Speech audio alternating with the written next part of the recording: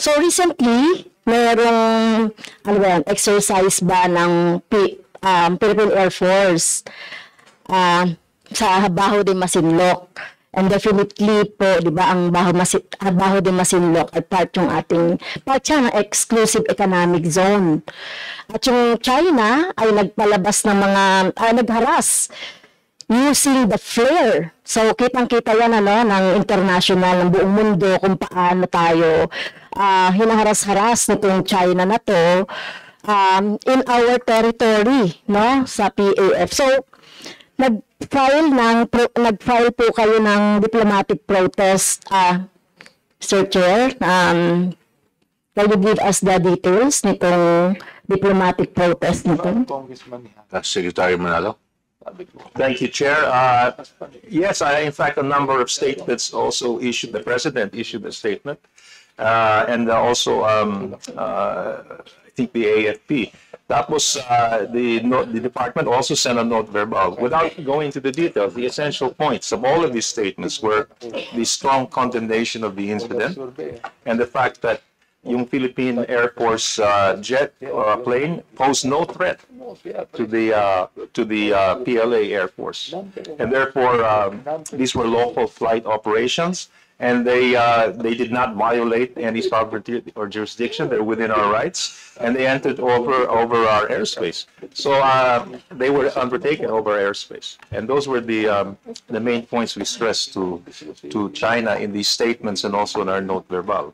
So ang point namin dyan also is that now that since, especially in the light of the agreement or the understanding sa UN, we're trying to calm the waters, incidents like this, I think don't help.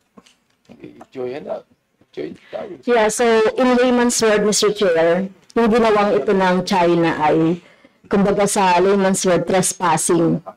Dahil nga nag-trespass ka na, maging nag-endanger ka pa nung ating yung ating Air Force.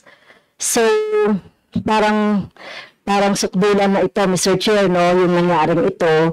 Kaya gusto nating malaman talaga yung detail ng diplomatic, kasi madali lang mag-condemn yung ginagawa ni Presidente, condemn dito, condemn dyan, pero walang nangyayari. Diba? So, ano pa kayo yung pwedeng maisip ng in a peaceful manner. Okay? Hindi po tayo nag-i-instigate dito ng war, although nakikita naman natin ang China, na may ganon. So, wala na ba tayong ibang maisip kundi diplomatic protest, at ano pa ba yung pwedeng nating magawa kaya, kaugnay dito, Mr. Chair? Secretary Manalo. Thank you, Mr. Chair. Well, of course, the protests we make are, of course, standard. But it's not the only thing na pwede namin gawin. For example, in the case of Ayungin Shoal, we spoke with China, we negotiated with China. Tsaka ang policy naman natin here on the South China Sea has always been our willingness to settle any differences or disputes through peaceful means, and that means through negotiation or through diplomatic methods in accordance with international law. So, hindi lang limited ang namin sa note verbal.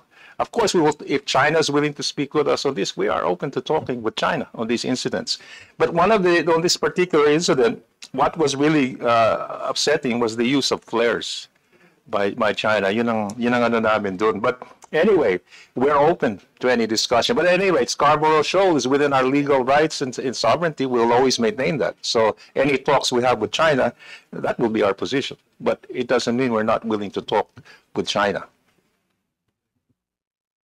So, meron na tayong ini-schedule na talk with China as regards to that incident, Mr. Chair?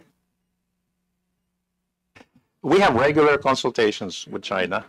And so we would, of course, take up these incidents with them at the appropriate time.